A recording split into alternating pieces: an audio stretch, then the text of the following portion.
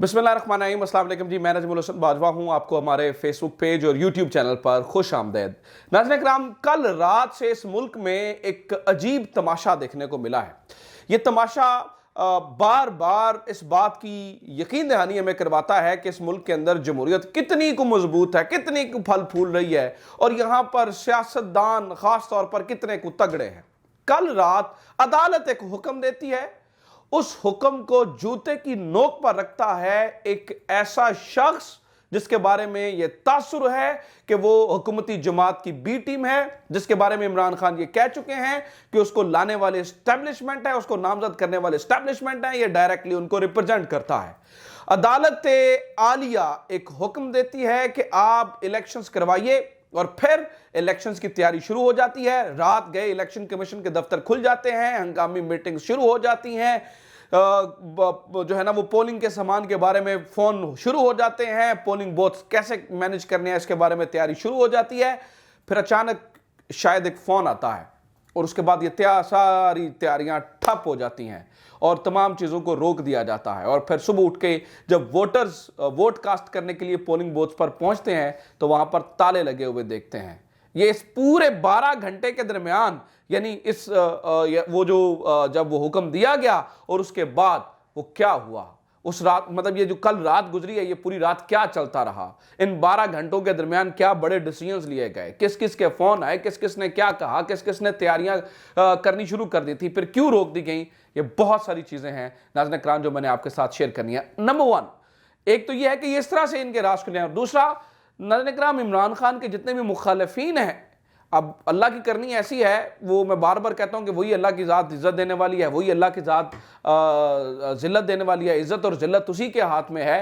तो जो इमरान खान के मुखालिफिन हैं उनके जो राज हैं वो जो उन्होंने छुपा रखे थे वो भी अब टीवी के ऊपर खुलना शुरू हो चुके हैं। मुस्तफ़ा नवाज खोकर ने जनरल बाजवा के बारे में भी कुछ बता दिया है। सो ये दो चीज़ें हैं, दो इंपॉर्टेंट चीज़ें हैं जो मैंने आपके साथ जो है वो शेयर करनी है। इस वक्त चल क्या रहा है, जो पूरी सूरत हाल है वो ये थी कि कल रात एक दलेर तरीन जज ने यह फैसला दिया कि 31 दिसंबर को ही आपने बल्दियाती इंतखाबात करवाने हैं। उसके बाद वो रात जो हुआ उसकी कहानी सुनाने से पहले मैं आपको कुछ तस्वीरें दिखाना चाहता हूँ। वो रात की कहानी भी सुनाता हूँ फिर तब क्या हुआ, लेकिन आज सुबह ये कुछ तस्वीरें देखें। तहरीक इंसाफ के वोटर्स पोलिंग बूथ के ऊपर लाइन लगाकर खड़े हो गए।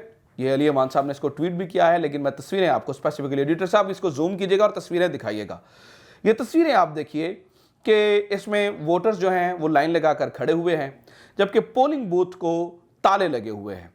और दूसरी तरफ नाज़रीन किराम हम ये देख रहे हैं कि पूरा माहौल बनाया हुआ है। पीटीआई ने अपने जो है ना वो लोगों को बिठा रखा है जो रजिस्ट्रेशन करने के लिए रजिस्टर सामने खोल कर बैठे हैं, और ये सारी चीज़ें यहाँ पर जो है ना वो मौजूद हैं, लेकिन ना इलेक्शन कमीशन का कोई अमला है वहाँ पर, और ना कोई चीज़ है और ना कोई मामला है। हालांकि कोर्ट ये ऑर्डर दे चुकी थी कि आपने जो है ना वो इलेक्शंस करवाने हैं। इसके ऊपर इमरान खान ने भी कहा है कि ये इसका अब तो ये वाज़ेह हो गया कि ये बी टीम है। अब सुनिए हुआ क्या हुआ। ये कि रात एक खबर आई कि आप तैयारियां कीजिए, और मुझे बड़ा अच्छा लगा। मैंने कहा चलो यार, इलेक्शन कमीशन अपने माथे पे लगे जो दाग है ना वो जो है ना वो धोने के लिए तैयार है। चलो ये इलेक्शंस करवा रहे हैं, चलो अल्लाह का शुक्र है, कुछ ना कुछ तो इस मुल्क के अंदर बेहतर हो। अगर आज बल्दियाती इलेक्शन हो जाते हैं तो चलें एक इंप्रेशन जो है वो अच्छा पड़ेगा कि मुल्क का जो इदारे हैं वो काम कर रहे हैं, खासतौर पे इलेक्शन कमीशन का जो इदारा वो काम कर रहा है। मीनवाइल जब ये तैयारियां जारी थी नाज़रीन किराम, तो राना सनाउल्लाह साहब की एक मिस्टीरियस स्टेटमेंट सामने आती है। राना सनाउल्लाह साहब कहते हैं कि ये इलेक्शन नहीं हो सकते हैं क्योंकि हमारे पास सिक्योरिटी नहीं है, और फिर एक दहशतगर्द की तस्वीरें भी जो है वो जारी की जाती हैं। इसके ऊपर पीटीआई रिस्पॉन्ड करती है, और मेरा भी ये ख्याल था कि राना सनाउल्लाह साहब वजीर दाखिला हैं, वजीर दाखिला का काम नहीं है इलेक्शन कंडक्ट करवाना, और वजीर दाखिला ये कर नहीं सकता। लेकिन राना सनाउल्लाह साहब के इस बयान के फौरी बाद नाज़रीन किराम मुबैना तौर पर फौरी तौर पर जो तैयारियां इलेक्शन कमीशन के अंदर जारी थी वो एकदम से रुक गई, और वो जो माहौल बना हुआ था वो एकदम से रुक गया, और वो जो एग्जीक्यूशन होनी थी वो एकदम से रुक गई। इसमें बताने वाले ये बताते हैं कि जब राना सनाउल्लाह साहब ये स्टेटमेंट दे रहे थे, इस स्टेटमेंट से पहले मुबैना तौर पर उनके राबते हो चुके थे, वो फोन वहां से चले गए थे, राणा साहब का फोन भी चला गया था और भी जहां से जो फोन जाना चाहिए था वो चला गया था और कह दिया गया था कि कल चूंकि सिक्योरिटी का बड़ा मसला है और ये आप जो है ना वो हम इलेक्शन नहीं करवा सकते, लिहाजा आप भी कोई जो है ना वो आपको तैयारियां फुर्तियां दिखाने की जरूरत नहीं है और इसके बाद जो है ना वो जो तमाम तैयारियां की गई थी उनको जो है ना वो रोक दिया गया है। अब इनके लिए मतलब इनका गठजोड़ कैसे सामने आता है वो भी मैं आपको बताता हूं। आज जो ही सुबह हुई नाज़रीन किराम, 2 इंट्रा कोर्ट अपीलें जो हैं वो दाखिल होती हैं। एक इंट्रा कोर्ट अपील ईसी पे लेके जाता है इलेक्शन कमीशन ऑफ पाकिस्तान, जबकि दूसरी इंट्रा कोर्ट अपील जो है वो वफाकी हुकूमत लेके जाती है। वफाकी हुकूमत कहती है हम सिक्योरिटी नहीं दे सकते, इलेक्शन कमीशन ऑफ पाकिस्तान कहता है हमारे पास टाइम बड़ा कम था। मतलब आप ये देखिए, इलेक्शन कमीशन ऑफ पाकिस्तान जो इदारा इसलिए बना है कि आपको जो ही कहा जाएगा आपने इलेक्शंस करवाने हैं, जिसकी तैयारियां हर वक्त होनी चाहिए, जिसे पता था कि कोर्ट में केस चल रहा है, किसी भी टाइम जो है वो इसका ऑर्डर आ सकता है, वो इदारा खड़े होकर कहता है कि जनाब हमने जो है ना वो हमारे पास टाइम नहीं है। और आप ये भी याद रखिए, ये पीटीआई के खिलाफ किया हुआ 11वां फैसला था जिसे अदालत जो है ना उसको टर्न किया और पीटीआई के हक में फैसला दिया। तो आपको ये अंदाजा होता है कि ये गठजोड़ कहां पर है। अब ताने बाने तो यहां पे भी मिलते हैं कि लगता है कि सिर्फ वफाकी हुकूमत भी इन्वॉल्व नहीं है इस पूरे मामले के अंदर।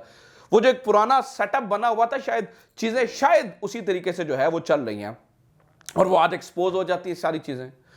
लेकिन अब पीटीआई ये कर रही है जो जिसे जिसे मैं लिख रहा हूं कि ये चीफ इलेक्शन कमिश्नर साहब जो है ना वो इसमें रगड़े में आएंगे अगर इस कानून के निज़ाम ने सही तरीके से काम करना और इस मुल्क में इंशाल्लाह कुछ बेहतरियां होनी है। तो उसके लिए आज एक बहुत बड़ा काम हुआ है।